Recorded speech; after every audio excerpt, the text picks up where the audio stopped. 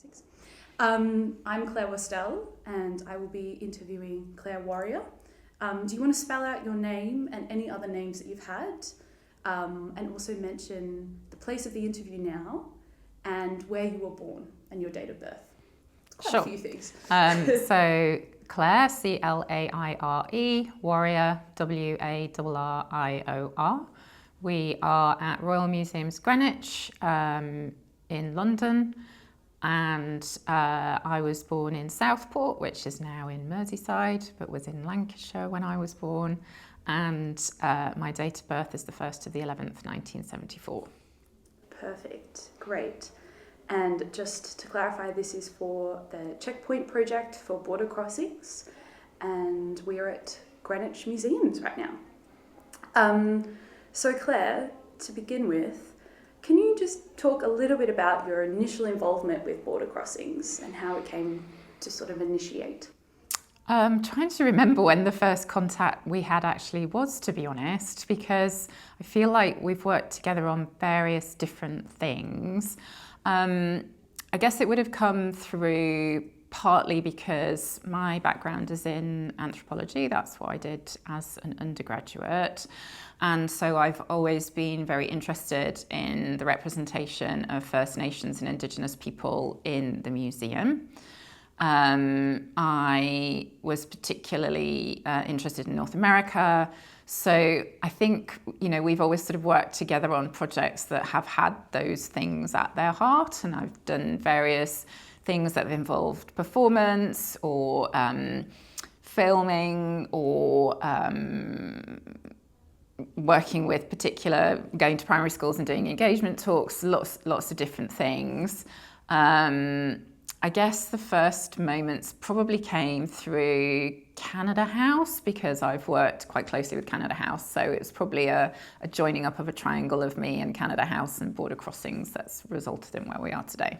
Yeah, and can you expand on that particular initial project at all, or that involvement with Canada House? Look like? I'm trying to rack my brains as to the first moment, because it feels like we've done loads. I think it was probably when we did the Northwest Passage exhibition, which was a relatively small display in the museum, a temporary exhibition, which must have been sort of 2008, 2009-ish.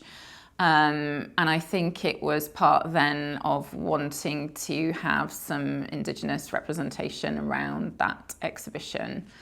Michael will correct me if I'm wrong, but which I might well be. I guess most extensive sort of work we have done, though, was connected to the Polar Worlds Gallery, which opened in 2018. And which we worked together to bring Inuk singer Tanya Tagaq to the UK. So that's kind of the biggest thing that we've done together. Yeah, and can you talk a little bit more about what her involvement was there and what that project was? So the gallery itself is looking at the history of Arctic and Antarctic exploration in Britain, from Britain, and is a permanent gallery at the National Maritime Museum. And one of the problems that we have with the museum's collection is, although British imperial histories are most definitely global, the collections don't always reflect that. And so we wanted to be able to have an element and a representation of Inuit culture within the gallery, but also people in this country don't always understand or know very much about Inuit culture. And so we wanted to very much underline the fact that Inuit communities are alive and kicking, that Inuit life, is part of the same world that we all live in, albeit with different kind of textures and angles.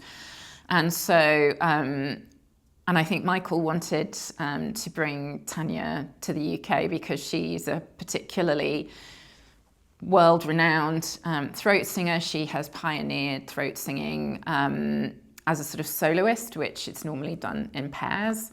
And so from the perspective of the Origins Festival, it was she was an amazing person to be working with. So it kind of worked for both of us. And we applied to the Arts Council to get some sponsorship to bring her here to do a residency at the museum. So she came to the museum at various parts of the different museum sites. We spent quite a lot of time together over a relatively short period, but very intensively. And then she did a performance on the map, which is sort of at the heart of the National Maritime Museum. It's underneath this ginormous glass roof. And Tanya does a performance of to the film NANOOK of the North, and sort of reclaims that film for Inuit because it's a very colonial film, and it sees Inuit through a very particular mindset. And a very it sets up various stereotypes of Inuit communities. So she did the performance, and then she, from our point of view, she recorded some music back in Canada that is in the gallery, and we have sort of a special feature on her where you can listen to her music, and there's a soundscape which uses her music too. So you have a real sort of evolving sort of moment of Indigenous culture in the gallery, and you have the representation of Inuit culture through Inuk eyes, which was very much what we wanted. Yeah, it sounds like such a nice legacy to also have that still available in the gallery as well. And sort of what part, how did that look like, that collaboration between sort of the three of you during that process? Yeah, I mean, I suppose Michael is an expert, and Border Crossings are an expert at putting on sort of big events, and the festival is always such a fantastic moment to celebrate Indigenous culture, which sometimes doesn't get the visibility that it might do in the UK. I mean, Michael is also an expert at writing grant applications.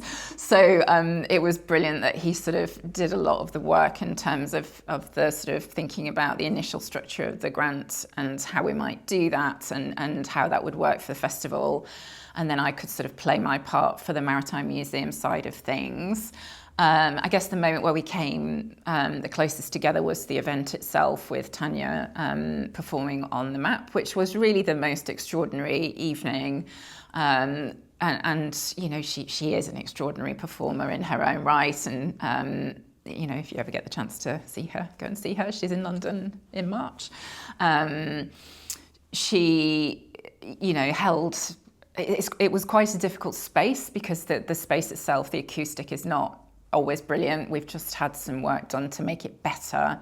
And it's very big. You know, it takes quite a big sound and a big person to occupy that space. And Tanya is very much that kind of performer that can hold a space like that.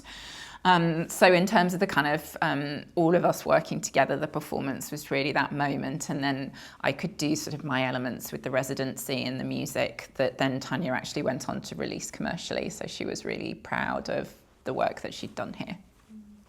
Amazing. And further to your work with the Origins Festival, maybe across other years as well, what has that looked like in terms of also working with Indigenous cultures and this sort of thing? Could you explain or talk about other projects that have happened or come out of Origins? Yeah, so there's probably a couple of things, and I won't remember the specific names of the projects, but I can talk about the bits that I did in it. So we've definitely had other film screenings here as part of the festival, and I've given some talks about kind of representation and museums, and been part of various panels as part of the festival itself. And then I've worked with Border Crossings on some of the engagement elements, the sort of the projects that they've had, particularly relating to First Nations histories. So thinking about Pocahontas, and also I did a project where I went into primary school with them and talked about the polar regions, and talked about the Arctic and what it means to live in a place like the Arctic, just to sort of help reinforce some of the or not reinforce some of the stereotypes that people have, especially children, in terms of thinking about Indigenous cultures. Yeah. And with the Pocahontas and the After project, as much as you can remember, could you speak to or describe a little bit more about that or your involvement? Yeah, I think it was more because I didn't, the project itself was at Scion House, from what I remember. My role was sort of more as thinking about what was in the museum's collections and contributing anything in terms of kind of knowledge of what I knew about the story, and supporting Border Crossings through what I could do. And back to the work in schools, how did it sort of make you feel being in that space and educating children and sort of changing their perspectives? How was that for you? I think it's really important, and I think sort of working with younger people is such a foundational moment, really. It's not always straightforward, and I think, working with primary school children, they can be a challenge to you, which is a good thing. They can ask questions that they won't think of as awkward questions, but that kind of make you think. It's not, although I've got a daughter, I'm not a primary school teacher, and so kind of working in an environment where you don't always know how to handle them, or you don't know always how to deal with the awkward questions, or you've got to kind of keep control of a class. That can be a challenge. Every admiration for primary school teachers. But I think just sort of having that is a real, my job is to be a bridge between the collections and the things that we have here and audiences and Indigenous communities in a way. And, if I'm not doing some of that working across different audiences, then I'm not doing the totality of my job. So for me, it's really important to have that sort of outreach element. We can't keep everything within the walls of the museum. And the collections are always a starting point. Objects are a starting point for thinking and discussion and for histories and for telling things in their complexity. So I think it's always good to be going beyond and seeing what people know and don't know and thinking about that. It also sounds as well, something like the Origins Festival is a way to sort of activate the collection. Absolutely. In many ways. Yeah. Would you say that's sort of part of what attracts you to it, or how you've worked on seeing that in the past, or that? Yeah, no, I think activation is a really good way of thinking about it, and Border Crossings and the Origins Festival were also involved when we reopened the 4 new permanent galleries, of which Polar Worlds was one, with the Tanya sort of sound piece in it, sort of the festival moment there too. I think it's about thinking about the ways in which culture is a living, breathing entity, that objects take a moment in time, and they're important, but they're not everything. And having people there in front of you, sharing their culture with you, is such a powerful thing to do. And I think the moments where I've had the privilege of being part of those events, it's been amazing, to be honest. And I think that the work that Border Crossings do in terms of bringing that to London is really, really important. And you spoke a little bit about this, but just to touch on the point again, that relationship between the museums generally that you've worked across here, and with the sort of imperial aspects and Indigenous cultures. How is it working in that space? What challenges have you come across during that moment, those moments? Well, I suppose the first challenge, in a way, is that museums, even with the best will in the world, can only ever tell a partial story, because you can't capture everything. You can't capture the complexity of the past and the lives that there were in a museum. You just can't. It's not possible. And although there are now kind of different technologies to help us to do some of the things that we might want to do, it is only ever sort of a snapshot or a partial thing. I think the thing is really that museums have been built as institutions at particular times for particular reasons, and they have particular collections. And so, but in the meantime, culture and society moves on. And so we look at those collections now and we can see that there are voices that aren't heard, or stories that aren't told, or people that aren't acknowledged, or, histories that are not fully evident. And so one of the things that working with an organisation like Border Crossings can do is to help overcome some of that partiality. It's been an interesting time in the last 5-10 years or so in terms of thinking about the positioning of imperial histories and the culture wars and the ways in which organisations like museums come under scrutiny in political terms. And that's, that's very much a live issue. And in the United States at the moment, the Smithsonian is very much being subject to a lot of interrogation. And that's not to say that interrogation is wrong. And that's not to say that museums aren't ever political institutions, because they clearly are. But I suppose my job is to make some of those politics visible.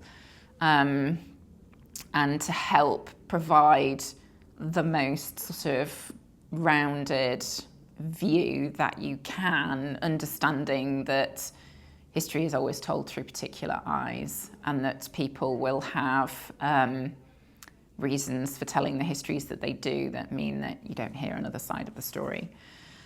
So I suppose it just evolves all the time. It always moves on, and that's right, and that keeps us all on our toes. I think the work that we've done is a start, but there's quite a long way to go. And because the UK doesn't often have representation from Indigenous communities on the ground, we worked quite a lot with the Pacific Island diaspora community for the Pacific Encounters Gallery that opened alongside Polar Worlds and others in 2018, because there is a substantial enough community in and around London. But that's not always true, which means that museums have to work harder and have to do more and have to try and create sustainable relationships. And I think, again, that's one of the things that Border Crossings do really well is, not only know the landscape of Indigenous performance and culture, but also maintain relationships over a long period of time with people, which I think is where we need to be.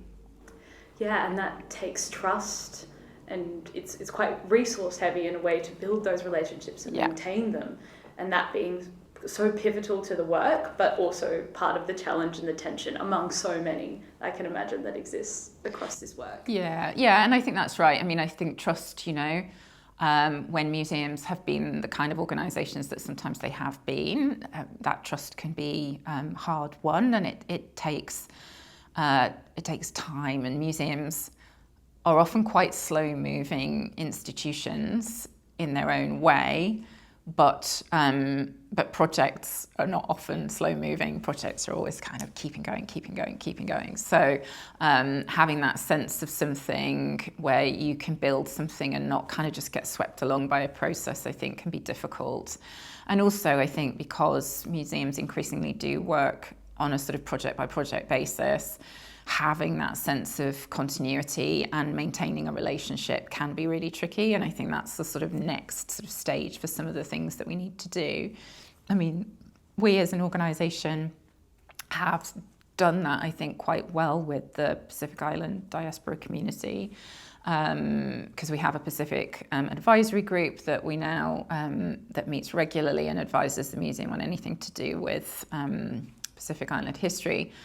But also, just kind of maintaining an appreciation of sensitivities of having Tonga on display and the kind of things that are important to Pacific communities. As that work has been really strong. But it's a big world, and there are lots of other communities that we should be, thinking about. And I think for me, it's tended to be thinking about North America and First Nations communities from North America, which is some of the work that we've done. Yeah.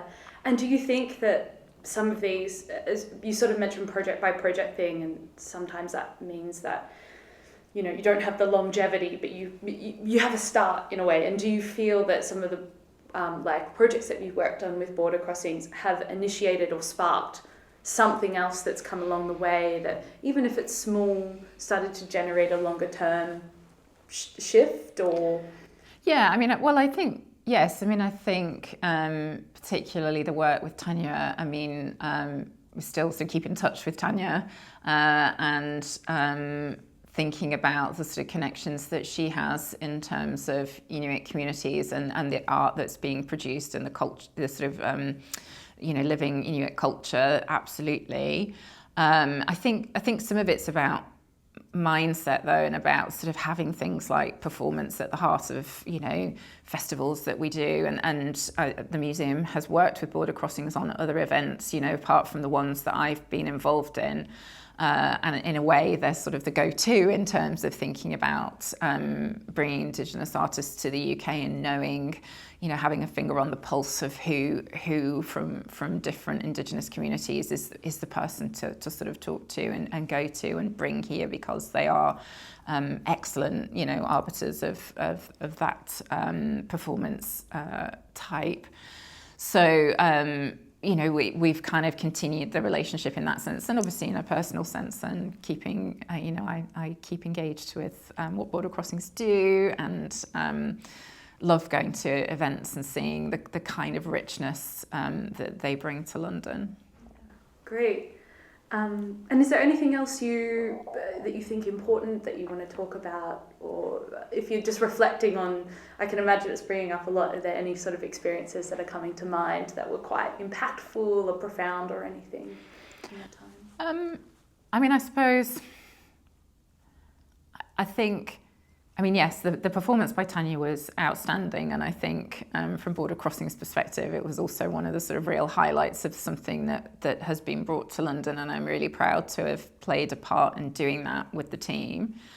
I think just that sense of, and I think Border Crossings have done this across various museums in London, of bringing Indigenous performance to the fore. I don't know if they have a hand in anything to do with the new Hawaii exhibition that's opening in the British Museum fairly soon. But, if there's anything to do with Indigenous performance in London, I would expect Border Crossings have probably got a hand in it somewhere.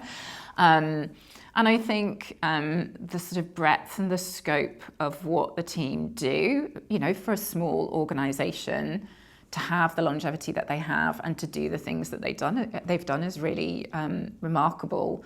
But also the variety, thinking about, just for me, I've talked about, working in a primary school, a project that took place at Sion House, film screenings, performance, music, residencies, that's a really rich just seam of things, and I'm just one person in one organisation. So I think the scope of that impact, especially given the size of the team, is really amazing. So it's been a real pleasure to be part of, and I'm really grateful that something like Border Crossings exists, because I don't know where I'd go otherwise. There's few people that can draw together something in that sort of way, really. Yeah.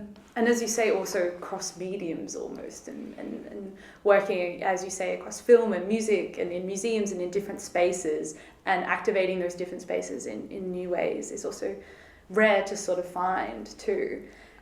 So it's great. And I'm not sure. I don't think there's anything else really to ask, unless you had any final remarks or anything. No, I'm just, long may it continue. It's been I think it's 30 years at Border Crossings. So I'm really excited to see what the team have up their sleeves. I know they've been doing a lot of kind of performance work, some of which I just haven't seen, which I wish I had. And I'm always kind of looking out for what's on the newsletter and trying to see what's coming down the line.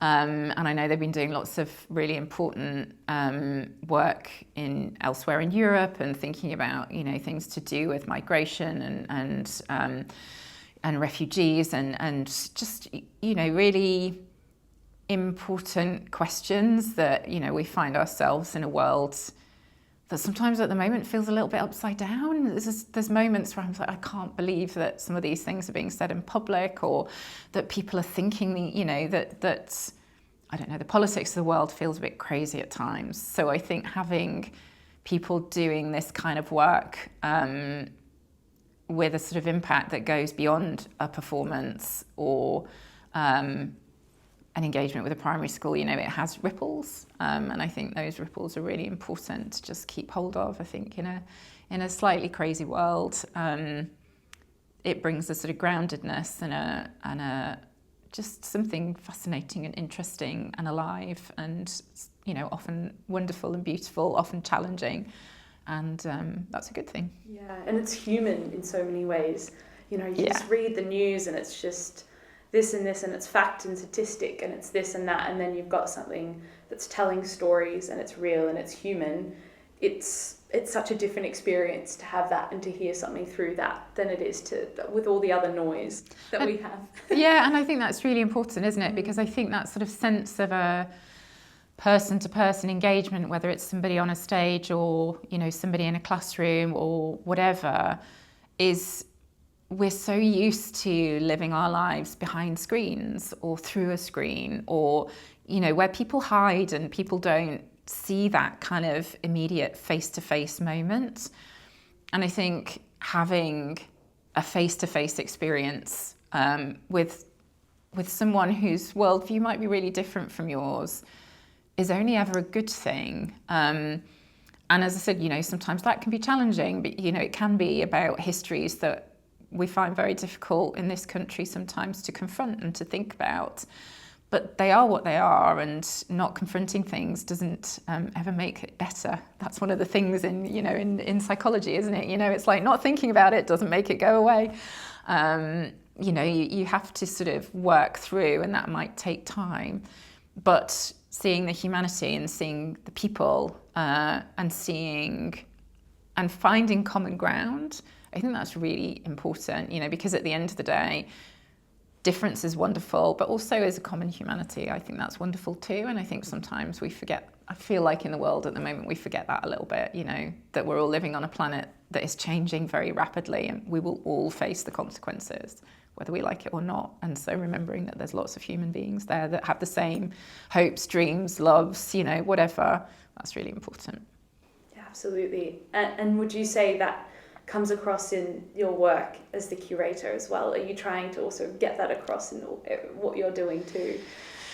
I'd love to think I am, but I think it is that sense of what's the same and what's different. Where do you want to sort of help people to understand? The past is a different place. The ways in which people think about and deal with and have approached things, of course, is different, and you need to sometimes make that difference visible. But people are people, and the common themes that we can see, or whether it's love for a sailor who's overseas and you haven't seen them for 2 years, missing a distant relative is not uncommon. That's a common human experience, or war, or greed, or love. They're all common to who we are as human beings. It's just people in the past have approached them differently, or thought about them differently, or framed things differently. And so I suppose I want people to think about similarity and difference and what that might mean, and to find things that make you kind of go, oh gosh, I didn't know that, or I didn't understand that, or to say, I find a resonance with that, or that, it's a different context, but that feels a bit like the situation we're in now with this, and that, that gives us a sense of rootedness to the past. Yeah, and I think sometimes that takes coming in at different angles for people to maybe resonate with one thing, but the other thing didn't so it's, it's great to be, and I think border crossings do it quite well, that they sort of can come in at all these different angles sort of try and engage people in different ways. Definitely. I think that's right. I think, it's one of those things where sometimes when we're working on an exhibition, you'll say, well, who's it for? Who's the audience for this? And if it's a permanent gallery in the museum, the answer is often everyone. And it's really difficult to do something for everyone. So you kind of have a patchwork of different things that work better for different people. And it's the same kind of principle, isn't it? That, some people might enjoy a theatre show, or some people might enjoy a live performance, or some people might enjoy music, or some people might enjoy dance. And I think sort of thinking across, the different kind of ways you can support people in their understanding of the world that they live in, and eventually you can capture everyone, but not in one thing always very easily. Yeah, impossible task almost. I had a thought that just came up about how the work, since you first started working with border crossings, or that time then, nearly 20 years ago maybe, compared to now, have you seen shifts in the world? Has that, or that sort of, that changed at all during that time, do you think? Yeah, I think certainly the sort of understanding that there are lots of different ways of looking at the world is more common in cultural organisations like museums now. So even though museums can be quite slow to change, it's been really interesting to see, for example, somewhere like Tate now having, much bigger representation of Indigenous art. Their, last exhibition on Emily Kangware, looking at Australian Aboriginal art, the current installation in the Turbine Hall being a Sami artist. I think it's, there is a greater sort of recognition of the undeniable value of looking at the world through different eyes, and the very important things that First Nations, Aboriginal, Indigenous communities have been saying for a very long time. In some ways it's frustrating that it's taken a long time, but that sense of visibility, I think, now is more than it used to be, so that is brilliant. And I think, that sort of sense of intercultural dialogue. London has always been a global hub in some ways. And I think sort of seeing that the richness of that global hub and the ways in which an organisation like Border Crossings is part of that is really important. So I think, I've definitely seen, and museums are changing. There is more, recognition of imperial histories, of demands for repatriation and restitution, and sort of understanding where Indigenous communities are coming from. So I think that kind of landscape has all shifted. I suppose the challenge now is there's always a pushback, and I think in the last 5 years we've seen that pushback much more virulently in the press than we had in the past. So we've had any number of newspaper articles drawing attention to particular displays, or trying to suggest, I don't even know what they're trying to suggest sometimes, but I think that sense of telling a complex and nuanced history is just so important that you carry on anyway. And I think museums are so much more aware than they were of doing that. And have you found the projects that you've worked on with Border Crossings have kind of been different to others that you've worked, like other projects that you work on? Is that... I think what they always bring to the fore is importance in the present, and the fact that I think sometimes from a British perspective it's easy to kind of say, oh, well, that happened then and it's done, so we put it in a box and we're done with it. And that's not how history works. There are legacies in the present, and I think that is kind of what working with a sort of intercultural company like Border Crossings does, is that really highlights the importance in the present. And that, I remember when Tanya came and I spent some time with her, we were working on another sort of temporary exhibition, which coincidentally had the Arctic as a through point. And Tanya's dad is Scottish, and so she has Inuit and Scottish heritage. And I think there was a moment, it felt to me, there was almost a moment of her working through some of that, kind of like, well, I've got this heritage and I've got this heritage, and how do those two things sort of fit together? And we had lots of very interesting discussions about the sort of role of Britain and the relationships with Inuit through Arctic exploration. But also, I think there was a moment where she sort of said something, we were talking about this exhibition, and it was one of the sort of exhibitions where we'd worked with the Canadian Museum of History, and there was very much a kind of Inuit perspective first. So the exhibition had opened with spoken Inuk, which when I kind of walked in almost made me cry, which is silly, but just that sense of hearing the language in the museum was really powerful. And then a lot of sort of context of Inuit life. And I remember Tanya sort of talking about the pride that she felt. You know, this isn't a straightforward history. There isn't the same kind of violence and conflict in terms often of of Inuit relationships with the British. That's not to say that, you know, the relationships with the Canadian state as it comes along later aren't very difficult, because they are. But, you know, the sense that, you know, hearing another human being talking about, you know, this part of their identity and this part of their identity, and the pride that you feel in this and the complexity that you find in that just kind of brings everything to life. And so I think that sense of vitality is a really, really important one, and one that kind of I don't think is easy to do in museums, but it's really crucial. Yeah, and that complexity is also something, it's facing the thing head on, isn't it? Because we all have that complexity within us. Yeah.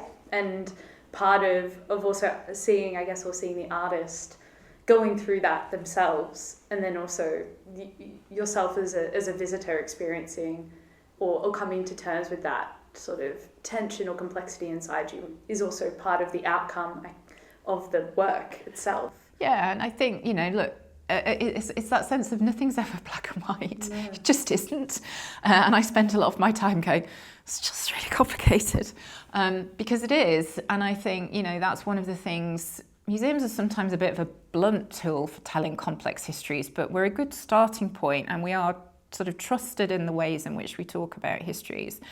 But sometimes just that sense of kind of giving people a landscape or giving people a way in can be really, really helpful. And I think, you know, understanding then that, you know, there are human impacts in the present from a history, you know, that was 200 years ago, it doesn't matter. And also you can't sort of straightforwardly map how people are gonna, what people's reactions are going to be. So, you know, there's a lot of nervousness within the sector about restitution and repatriation, or at least sort of there has been. And I think that is starting to change. But for example, with the Pacific Encounters Gallery, the community that we worked with on that gallery are really pleased that they have objects here, because now for them, for the people that are here in London, it provides a focal point where that people can come and see their cultural heritage as part of a wider story and as part of the museum, and it's free and it's on display. And there's no interest in wanting to repatriate objects, because they're here as ambassadors of their culture. And they want them to be here. Now that's not, you know, there are situations where things have been taken through violence or through conflict that are much, much more complex than most of the objects that we have actually. But you just can't know what somebody's attitude is going to be. And I think, you know, that's where the human talking, interacting with people is really important, because, you know, you can't ever judge, can you? You can't know what people are going to say. You can't. People surprise you, and that's a good thing. So I think just that sense of actually, we can't presuppose what what an output or what a conversation is going to be like. And have you found the ability to let those conversations guide outcomes and projects and things? I think so. I mean, I think sometimes it kind of goes back to the point where we were talking about trust and relationships taking time. And I think one of the things that we need to be better at, I need to be better at, is allowing time to give, because it gives the freedom. I mean, in a way, an exhibition is quite a fixed output. You know, it's objects and showcases and text, and there's a set process that you go from to get from A to B. And I think often we have worked with stakeholder communities to deliver X within the context of a gallery, rather than saying, okay, well, what would you do? The nice thing about working with Tanya, we didn't really know. I mean, I suppose we were hoping that there would be some kind of musical output or something that might become part of the gallery as a result of the collaboration. We didn't really know what that was going to be like. We didn't, you know, and if she'd have said, well, I don't want that, I want you to, I mean, she's a writer and an artist as well herself. If she'd wanted to, present something different, then that would have been what we worked with in the gallery. But we were still providing her with the constraint of a gallery, if you see what I mean. So I think that sense of open-endedness is something that is more challenging for museums as organisations, but it's not impossible. Yeah, sort of working in the boundaries. But then allowing sort of manoeuvring within it, is that? Yeah, and I think, but sometimes it's not then giving people the opportunity to say, but I don't want those boundaries. That's not of any interest to me. And I think sometimes there's a sense by which, we kind of, it's quite a functional relationship, I give you this opportunity, you give me this that fits into it. And I think this sort of true dialogue would really be to be much more kind of like, okay, we've got time, what are we going to do? But I think, it's all small steps along a much longer road, and change takes time.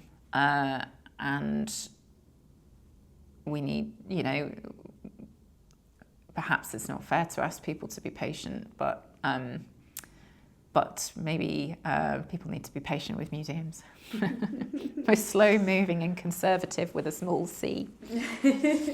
It is true, but with lots of things, they're slow, but you can make incremental big changes, and maybe if you... Exactly. And I think that's where my question about maybe the past, looking back of the past, sometimes it's good to look, okay, 10 years ago, where were we and where are we now? And sometimes that can feel, you could be, we've made huge leaps and bounds since then. Yeah, and I think, every organisation starts at a different point, because every museum has its own history and has its own things that have happened that have meant that goes down well or that doesn't. So I think you'll always have to start where the organisation is to sort of push it along a little bit. And I think one of the really lovely things that working with Border Crossings has done is make kind of, Indigenous performance, of course we would. Of course, why wouldn't we if we were having, I don't know, like I said, for the opening of the galleries, having representatives of different communities that the galleries touch on, I think we had a Sami Yoika, we had Pacific Island dance and performance. So, just having that as part of what you do, I think that has been one of the things that really working with the team has allowed, and it just feels natural now. It's just what you do. Yeah, it's not sort of an ad hoc thing, or the collaboration is ongoing in a way. And it's not a struggle, because I think sometimes the first one is always the hard one, isn't it? To sort of naturalise something within the context of your institution. So I think having that sense of, we've done that, and that was brilliant, and it was a success, and nothing awful happened, and actually people had a really good time, and it was invigorating and powerful, or moving, or whatever. I think once you've done it once, that's the hard bit, because then it's just like, yeah, okay, we'll do that then. Yeah, you just got to get through that initial, that first push, as you say. Exactly. Yeah. Okay, great. Well, thank you so much. Pleasure. It's great to chat. Anything else? Any final comments or? No, just, it's always been a pleasure working with Border Crossings, and I love seeing what the team are doing, and, may it be many more decades to come of exciting work, whether it's in London or elsewhere. I just wish the team all the best.